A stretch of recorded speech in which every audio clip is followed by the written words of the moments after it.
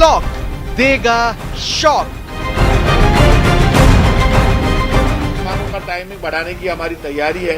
जल्दी मुख्यमंत्री गहलोत साहब इसकी घोषणा कर देंगे, क्योंकि अब सारा डिस्कस हो गया। घोषणा होम डिपार्टमेंट के जरिए मुख्यमंत्री जी करते हैं। रियायत पर रियायत लेना आए कयामत। बीकानेर में एक डेल्टा प्लस का आज रघु शर्मा जी ने मुख्यमंत्री जी को बताया कैबिनेट में कि मिला है।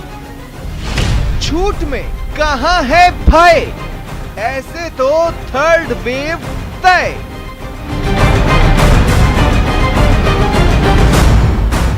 तीसरी लहर की चिंता व्यक्त की, डॉक्टरों का प्रेजेंटेशन हुआ, क्योंकि तीसरी लहर की चिंता बहुत जबरदस्त है। लोगों में भारी चर्चा है तीसरी लहर की। तो यदि तीसरी लहर आती है तो तब आएगी जब हम लापरवाही करेंगे, हम मास्क छोड़ देंगे, सोशल डिस्टेंसिंग का पालन नहीं करेंगे। तो यदि तीसरी लहर आती है तो उसका खतरनाक हो जाएगी वो।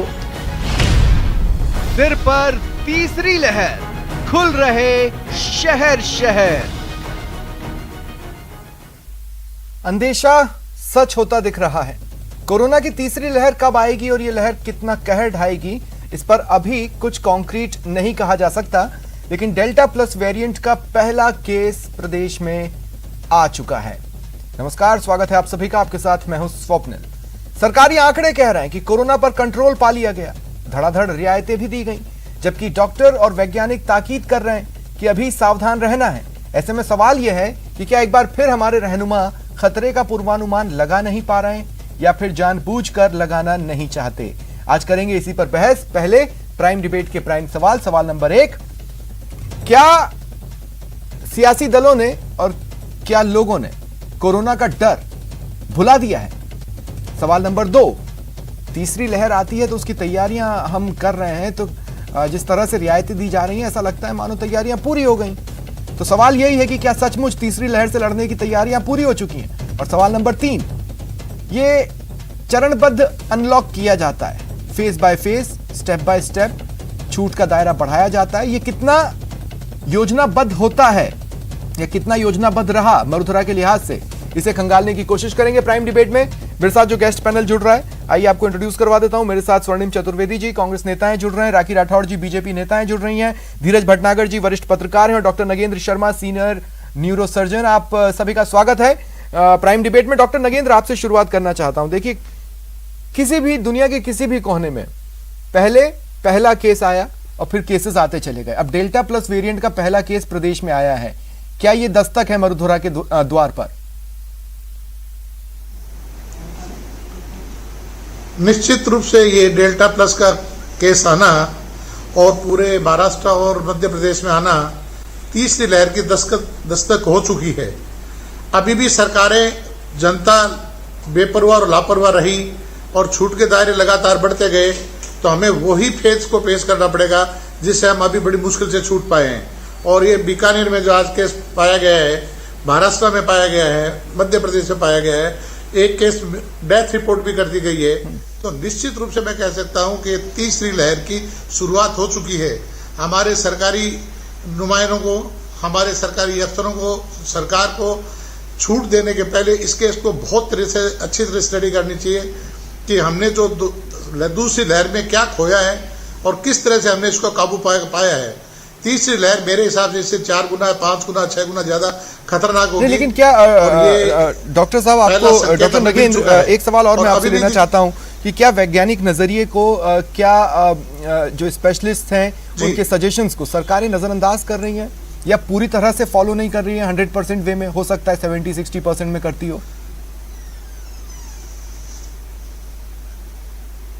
देखिए, सरकार की मंशा ये रहती है कि जीवन बचे और जीवन चले।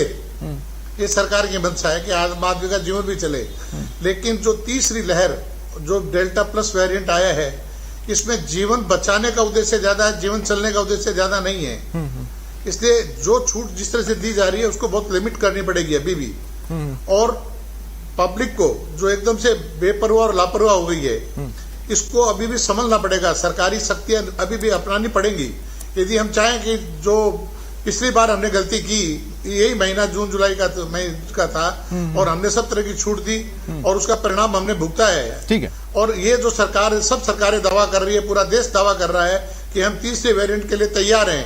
मेरे हिसाब से जो इसका खतरनाक रूप आएगा उसके लिए कोई भी सरकार जैसे दूसरे रूप में थी, तीसरे रूप में थी, तैयार रह पाएगी, ये मुश्किल सा है। ठीक है डॉक्टर साहब। धीरज जी, इसलिए धीरज जी देखिए, इतना तो तय है कि तीसरी लहर से आज नहीं तो कल लड़ना पड़ेगा। आगे कुआं है, पीछे खाई है, लेकिन अगर प्रैक्टिकल तरीके से लड़ेंगे तो मरेंगे।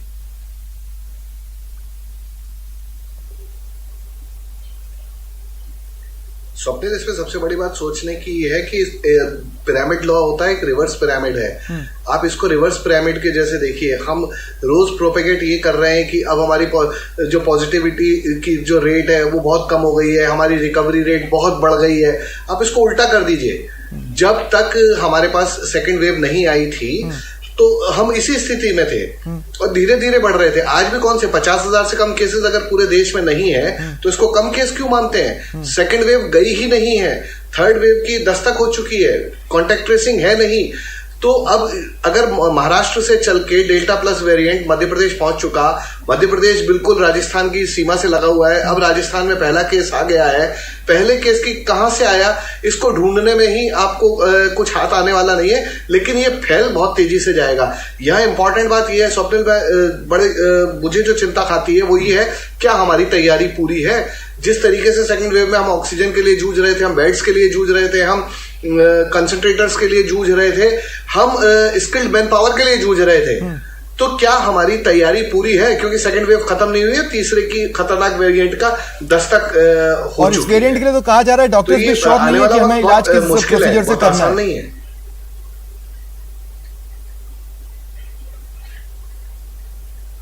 इस वेरिएंट का तो छोड़ो स्वप्निल, इससे पहले वाले वेरिएंट का पता था क्या किसी को कि इलाज किस प्रोसीजर से करना है? और उससे पहले पता था कोविड का इलाज सिर्फ सिम्टम बेस्ड हो रहा है और सिम्टम्स जैसे जैसे वर्स्ट हो रहे हैं। आप आज की तारीख में देख लीजिए, डॉक्टर साहब है साथ में, बिल्कुल ये इत्तेफाक रखेंगे, पोस्ट कोविड जिस तरीके से लोगों के फाइब्रोसिस हो रही है और लंग्स आज तक रिकवर नहीं कर पाए हैं, वो कंडीशंस वाले बहुत सारे लोग पड़े। अभी भी कई हॉस्पिटल्स में 2-2 महीने से लोग वेंटिलेटर में है या आईसीयू में, बाहर ही नहीं निकल पाए हैं। पोस्ट कोविड स्थिति है ये, कोविड नेगेटिव हो चुका है। मैं सड़कों पर क्या देख रहा हूं कि लोग अपने छोटे छोटे बच्चों को लेकर भी निकलने लगे हैं।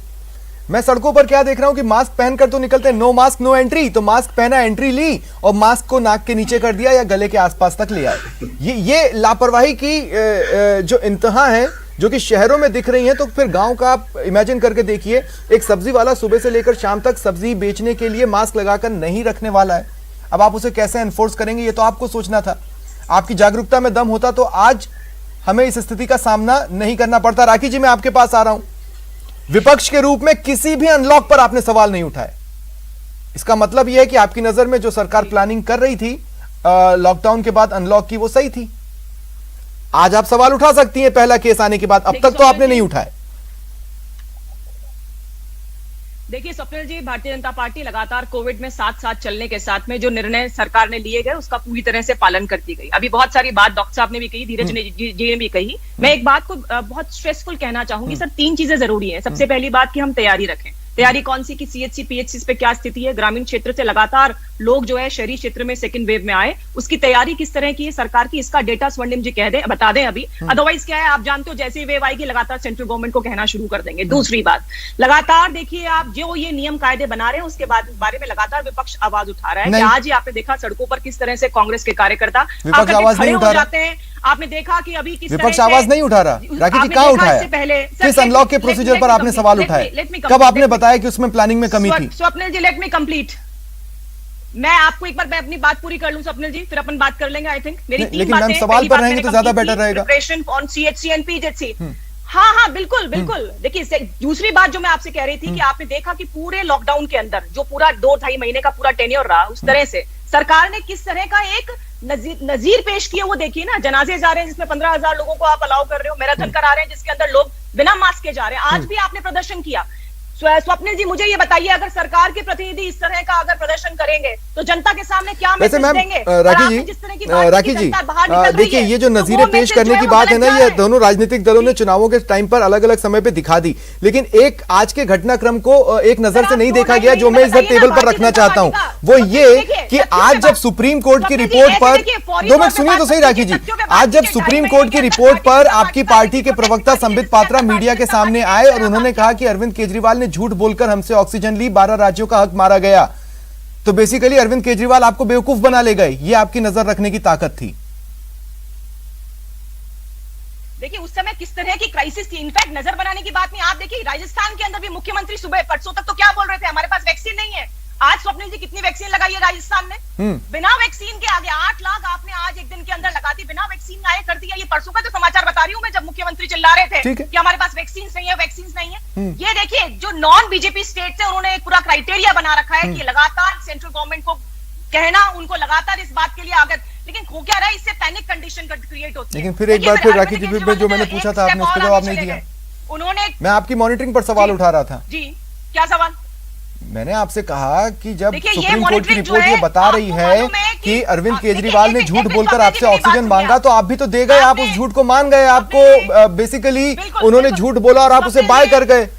जी आप मेरी बात 2 मिनट सुनेंगे तो मैं अपनी बात पूरी कर लूं। आपने जो मुझे बात कही है कि सेंट्रल गवर्नमेंट का क्या उसके ऊपर कंट्रोल था, तो मैं आपको याद दिलाना चाहूंगी कि दिल्ली के अंदर जैसे ही सेंट्रल गवर्नमेंट ने कहा कि ऑडिट होगी ऑक्सीजन की, उस गवर्नमेंट ने अपनी जो रिक्वायरमेंट थी उसे कम कर दिया था। वहीं से ऑडिट स्टार्ट हुई और उसी के बेसिस पे सुप्रीम कोर्ट ने ये आदेश दिए थे कि इसकी ऑडिट कराई जाए। ऑडिट सबसे पहले सेंट्रल गवर्नमेंट वैसे कोविड से फाइट में आप फर्स्ट डे से मॉनिटरिंग कर रहे हैं, कम से कम कहा तो देश को यही गया था कि सेंट्रल गवर्नमेंट मॉनिटरिंग करेगी, सारी चीजें सेंट्रलाइज थी, तो आपकी मॉनिटरिंग में चूक तो हुई है, ये स्वीकार करना चाहिए। लेकिन अब स्वर्णिम चतुर्वेदी जी मैं आपके पास आ रहा हूं, चूक तो हुई है, एक ऐसा राज्य आप संभाल रहे हैं और आपने पहले भी संभाला है जो 5 राज्यों से घिरा हुआ है, जिसकी अंतरराष्ट्रीय बॉर्डर भी है, उसमें आप ये नहीं समझ पाए कि जैसे ही आना जाना चालू होगा नया वेरिएंट आ सकता है, वो भी तब जब वो उन राज्यों में वेरिएंट मिल गया जो जिनकी बॉर्डर्स हमसे सटी हुई है, खासकर मध्य प्रदेश। देखिए स्वप्निल जी, हमारी सरकार ने और मुख्यमंत्री जी ने पहले भी ये कहा था कि अगर देश में लॉकडाउन लगाना है तो एक साथ संपूर्ण देश में केंद्र सरकार द्वारा अगर लगाया जाएगा तो निश्चित रूप से इसमें रोक लगाई जा सकती है, इंटर बॉर्डर क्रॉसिंग में या किसी भी प्रकार के जो ट्रांसपोर्टेशन। आप अपने पुलिस के द्वारा अपने प्रदेश में आने वालों को नहीं रोक सकते? देखिए हमने तो रोका ही है और सारे टेस्ट करवाए जो आए। सर रोका है मतलब? इसीलिए जब देखिए सुनिए, जो चल रहा है और जिस प्रकार से अनलॉक हुआ है, क्योंकि हमारे स्टेट में अनलॉक हुआ, किसी दूसरे स्टेट में अनलॉक पहले हो चुका है, तो ये सारी चीजें हैं। जब वेरिएंट आया तो ये हिंदुस्तान में तो बना नहीं है डेल्टा प्लस वेरिएंट, और सब चीजें आकर के आज 45 जब मरीज ट्रेस आउट हुए थे तब केंद्र सरकार ने क्या वार्निंग, क्या एडवाइजरी जारी की, ये सबको पता है। और मैं आपको ये बताना चाहता हूँ एक चीज और, कि अभी राखी जी की मैंने पूरी बात तो मुझे सुनाई नहीं दी, थोड़ी सी सुनाई दी। तो राजस्थान में लॉक करना या लॉकडाउन लगाना या अनलॉक करना, ये सारी प्रक्रिया में सभी दलों को, समाज के सभी वर्गों को इनको सुना जा करके इनकी सहभागिता। लेकिन अब मुझे ये बताइए ना कि ये जो आप कॉन्फिडेंस ला रहे हैं कहां से ला रहे हैं? निर्णय लिया गया। मेरा सिंपल सा सवाल है, ये जो आप कॉन्फिडेंस ला रहे हैं कहां से ला रहे हैं? हालात तो इस ओर इशारा नहीं करते कि आपको इतना कॉन्फिडेंस होना चाहिए। चलिए, जितने ऑक्सीजन प्लांट की घोषणा आपकी सरकार ने की उसमें से कितने चालू हो गए? 2 महीने के तो वक्त हो चुका है घोषणा किए को। हाँ बिल्कुल, मैं आपको ये थोड़े से आंकड़े में दे देता हूँ जो हमने तैयारी की है। अगर आप देखें तो हमारी अभी तक कैपेसिटी थी 350 मीट्रिक टन की, इसको 1000 मीट्रिक टन तक लिया है और ये जुलाई 15 तक। मुझे एग्जैक्ट आंकड़े चाहिए, जितने ऑक्सीजन प्लांट की घोषणा हुई थी उसमें से कितने चालू हुए? बिल्कुल मैं यही दे रहा हूँ स्वप्निल जी, 15 जुलाई को हमारी जो कैपेसिटी होगी वो 1000 मीट्रिक टन होगी और 15 जुलाई 20 जुलाई को हम ड्राई रन कर रहे हैं। सुनिए, ड्राई रन होगा। कितने ऑक्सीजन प्लांट चालू हो गए? सिंपल सा सवाल है सर, बता दीजिए। जितने की घोषणा हुई थी उसमें से कितने चालू हो गए? देखिए उनमें से आधे से ज्यादा चालू हो चुके हैं, और मैं जो आपसे कह रहा हूं जो अभी जो नहीं हुए हैं जिनमें, वो 15 जुलाई तक पूर्ण हो जाएंगे, पूरे चालू फुल कैपेसिटी के साथ। देखते हैं और सुनिए देखते हैं। लेकिन मैं एक बार फिर डॉक्टर नगेंद्र आपके पास आ रहा हूं। डॉक्टर नगेंद्र, मेरा सवाल जो है वो ये है कि जितनी भयावहता के साथ ये बीमारी हमसे टकराने वाली है, या जितनी फियर्स बैटल में हमें इस बीमारी के खिलाफ उतरना है, उसके लिए जरूरी संसाधन कभी भी इनफ नहीं कहे जा सकते, क्योंकि हमें नहीं पता कि कौन सी लहर कितना कहर ढा देगी। और चीजें ऐसे ही रही तो तीसरी लहर छोड़िए, चौथी, पांचवी, छठी, सातवीं भी आ सकती है।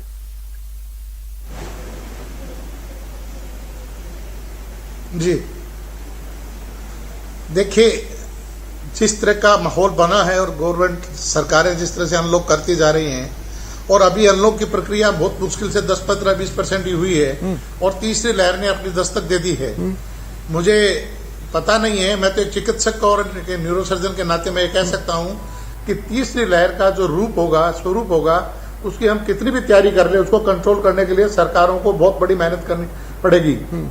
यदि सरकार चाहती है, सारी हिंदुस्तान की राजनीतिक पार्टियां चाहती है, गवर्नमेंट चाहती है कि तीसरी लहर इतना जल्दी दस्तक नहीं दे, उसको हम कंट्रोल काबू कर सकें, तो सबसे पहले मेरा एक सुझाव है सरकारों को कि 30 अगस्त तक इस चीज को अनलॉक की प्रक्रिया को इतना स्लो करें और वेट एंड वॉच करें कि 30 अगस्त तक इसका रूप क्या आता है। एग्जैक्टली हाँ। ऐसा नहीं है कि आज हम पूरा अनलॉक कर दिया और लोग जिस तरह से लापरवाह और बेपरवाह होकर सड़कों पर घूम रहे हैं, तो इसका रूप ऐसा नहीं कि 30 अगस्त तक इतना अनकंट्रोल हो जाए कि पिछली बार तो बेड ऑक्सीजन की मारामारी थी, इस बार जगह की मारामारी हो जाएगी, घरों में भी जगह नहीं मिलेगी। तो इसलिए सरकारों से मेरा अनुरोध है कि यदि वाकई हम इससे सीरियस हैं, चिंतित है, तो इसको राजनीतिक मुद्दा नहीं बनाएं, एक मानवीय मुद्दा बनाएं और 30 अगस्त तक इस चीज का वेट करें। इसीलिए मैं राखी जी एक बार फिर आपके पास आ रहा हूँ। राखी जी, मैं आपसे जानना चाहता हूँ, जब आपने कहा कि हम सरकार का साथ देना चाहते हैं और जब कांग्रेस कहती है सरकार का साथ देना चाहते हैं, उसके बाद धड़ाधड़ आरोप लगाती है, वही आपने भी किया। आपने भी बेसिकली कुछ नया नहीं किया। मैं सिर्फ ये पूछना चाह रहा हूं कि अगर एक कंस्ट्रक्टिव विपक्ष क्या होता है, सरकार कोई कदम उठाए कंस्ट्रक्टिव वे में, उसको बता दे इसमें ये कमी है। अनलॉक को लेकर आपने क्या कंस्ट्रक्टिव सजेशंस दिए थे जब भी सीएम ने बुलाया, सर्वदलीय बैठक हुई और बीजेपी के प्रतिनिधि शामिल हुए? बिल्कुल बिल्कुल, मैं बता रही हूँ आपको जो सजेशंस दिए। स्वप्निल जी, आप मेरी 2 मिनट अगर बात बिना इंटरप्ट किए तो मैं अपनी बात पूरी कर लूंगी। सरकार ने जो सजेशंस दिए वो मैं बता रही हूँ आपको। देखिए, ऑक्सीजन की बात आप लगातार कर रहे हैं, डॉक्टर साहब भी हमारे बीच में बैठे, लेकिन अभी जरूरत जो है वो किसके लिए है? तीसरी लहर बच्चों के लिए भी बहुत मुश्किल पैदा कर सकती है, तो उनके लिए जो वेंटिलेटर्स हैं उनको ट्रेन्ड स्टाफ कैसे ऑपरेट करेगा, उनकी भर्ती की बात है। ये लगातार हमारे नेताओं ने सजेशंस दिए हैं गवर्नमेंट को। एक विपक्ष के फॉर्म में हम लोग साथ देंगे, लेकिन जहां कमियां होंगी वहां बताया भी जाएगा। मैं बताऊं आपको, अलवर का जो जिला मुख्यालय हॉस्पिटल है वहां पर अभी क्योंकि एक्सरे लगातार कि इतने अनलॉक करने की जरूरत नहीं है। और अगर आपको देखिए आर्थिक स्थिति जो है, पूरे देश के अंदर ये जरूरी था कि आर्थिक रफ्तार जो है वो लगातार चले और प्रिकॉशंस के साथ चले। अगर प्रिकॉशन लिए जाएं स्वप्निल जी तो ये प्रॉब्लम नहीं आएगी, लेकिन प्रिकॉशंस ले कौन रहा है? इनके नेता ही नहीं ले रहे, तो कैसे जनता उसको फॉलो करेगी? हम कैसा उदाहरण पेश करेंगे, उसी हिसाब से जनता रिएक्ट करेगी। सरकार के मंत्री अभी जो बहुत लंबी फिर मैं ये बात कह रहा हूँ, आपको ऐसा क्यों लगता है कि सारे प्रिकॉशंस बीजेपी ले रही है? अनुशासन को हम आप बताइए ना कौन सा किया? कौन सा नहीं लिया? किस जगह के इलेक्शन में आपने सारे प्रिकॉशंस को फॉलो किया? अंदर भारतीय जनता पार्टी ने कोई ऐसा प्रोटेस्ट किया हो जिसके अंदर जनता ने गलत संदेश दिया हो कोरोना से रिलेटेड? आप बताइए ना मुझे कौन सा किया? अरे मैम, लेकिन आपके लोग क्या सड़कों पर हमें दिखाई नहीं दिए? क्या रैलियों में हमें दिखाई नहीं दिए? कौन सी रैली से बताइए ना रैली? अरे चलिए ठीक है, अगर आप वेस्ट बंगाल की रैली बताइए मुझे, एक रैली का बताइए। वेस्ट बंगाल की रैली आप मुझे बताइए एक रैली। अरे वेस्ट बंगाल की रैली ज्यादा दिन नहीं हुए हैं सर। वेस्ट बंगाल की रैली की फोटोज आपके पास भी है, हिंसा के लिए जो हम लोगों ने और प्रदेश में जेपी नड्डा जी का रोड शो, अभी प्रदेश में जेपी नड्डा जी का road show. Sir road show March की बात है, मैं 2.5 महीने की है बात तो सही ना मैम, तब मैसेज नहीं देना था क्या? देखिए स्वप्निल जी, आपके पास डेटा नहीं है तो मान लीजिए ना इस बात को, सही रहेगा। देखिए गजेंद्र जी भी सही कह रहे हैं, पॉलिटिकल बात मत कीजिए, जो गलत है उसको गलत कहिए, जो सही है उसे सही कहिए। अगर इन्होंने गलत प्रदर्शन किया है तो उसको मानिए कि इन्होंने गलत किया है, इन्होंने गलत संदेश दिया है। स्वर्णिम जी, हाँ आप बोलना चाह रहे थे, बोले, फिर मैं आपसे एक सीधा सवाल लूंगा। स्वर्णिम जी क्या बोल रहे हैं? देखिए, मैं तो ये कहना चाह रहा हूं कि दूसरे नेताओं पे आरोप लगाने के बजाय प्रधानमंत्री जी की जो प्रतिदिन फोटो आ रही है, अमित शाह जी की जो फोटो आ रही है, जहां वो मीटिंग कर रहे हैं, जिस जगह पे वो दौरा कर रहे हैं, पर आरोप लगाने की जगह सुबह से शाम तक राहुल गांधी वही तो कर रहे हैं। देखो ऐसे हवा में बात मत कीजिए स्वर्णिम जी। मैं तो आज के अखबार की फोटो देख लीजिए, मैं बताती हूँ आपको। तो आप आज की ट्वीट देख लीजिए, आज के अखबार की देख लीजिए राखी जी, अगर अखबार पढ़ती हो तो।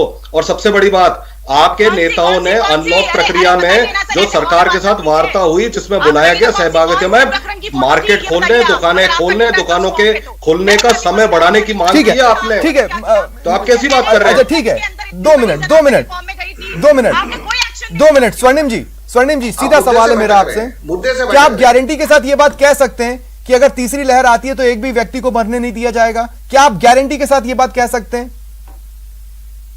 देखिए स्वप्निल जी, हमारी सरकार का तो जो दायित्व है हम उसको पूर्ण करेंगे। आप कह रहे हैं एक आदमी को मरना, हम कह रहे हैं कि हम सबसे पहला प्रयास करेंगे कि किसी को इन्फेक्शन ना हो गया बचाना। उसके बाद सुनिए बात सुनिए ना, बड़ा अगर विस्तार नहीं होना, ये रोकना, इसके अलावा जान बचाना, लोगों के इलाज कराना, मुफ्त इलाज कराने की सुविधा हम ही दे रहे हैं। और जिस कैपेसिटी की आवश्यकता है, धीरज भटनागर जी, वक्त सब देख रहा है, वक्त सब देख रहा है। स्वप्निल, समस्या क्या हो रही है ना, जैसी जब चर्चा कर रहे हैं ना तो सिर्फ आरोप और प्रत्यारोप पे चले जा रहे हैं, हमने क्या किया क्या नहीं किया। यह बहुत जरूरी था कि अवेयरनेस कैंपेन अगर कर रहे थे और आप देख रहे हैं कि अगर अनुशासनहीनता हो रही है तो सरकार पर दबाव डालिए कि लोगों को अनुशासन में रहें और लॉ को एनफोर्स करा के अनुशासन हो। और बीजेपी भी सड़क पे आके लोगों को समझाए कि भैया ये सब मत करो, क्योंकि अनुशासनहीनता हर जगह हो रही है। सड़क पे हम सब देख रहे हैं, तरीका सिर्फ एक ही है कि या तो दूरी बना के रखे। अब एक मोटरसाइकिल पे 4 जने चल रहे हैं, जाहिर है सरकार को रोकना पड़ेगा, सरकार की पुलिस को इन्फोर्स करना पड़ेगा लॉ, लेकिन हम उसको नहीं कर पा रहे हैं। लोग दुकान खोल रहे हैं, झुंड के झुंड टूट पड़ रहे हैं। तो क्या ऐसी स्थिति में विपक्ष की एक पॉजिटिव भूमिका बना के आप लोगों को अवेयरनेस कैंपेन चलाइए, मना करिए और लोगों को एजुकेट करिए, क्योंकि ये एजुकेशन लगातार चलती रहनी चाहिए। मैं ये नहीं कह रहा हूं कि, लेकिन ये सुधरेंगे नहीं। आप जैसे अभी अनलॉक कर देंगे सारे के सारे बाहर आ जाएंगे। आप अभी देख लीजिए, एक ठेले पे खड़े होकर लोग गोलगप्पे खा रहे हैं, क्या मुझे तो लगता है कि चूंकि पेट्रोल डीजल इतना महंगा हो गया, जो जागरूकता रथ बनाए गए थे प्रदेश सरकार या किसी भी सरकार की ओर से, वो अब बैठे होंगे क्योंकि उसमें पेट्रोल डीजल भरवाने का पैसा नहीं है। और रही बात जागरूकता की, तो 1.5 साल से हम लोगों को वही कर रहे हैं। मीडिया पर भी हर रोज स्क्रीन पर आकर यही समझाने की कोशिश कर रहे हैं, लेकिन लोग भी नहीं सुधर रहे हैं।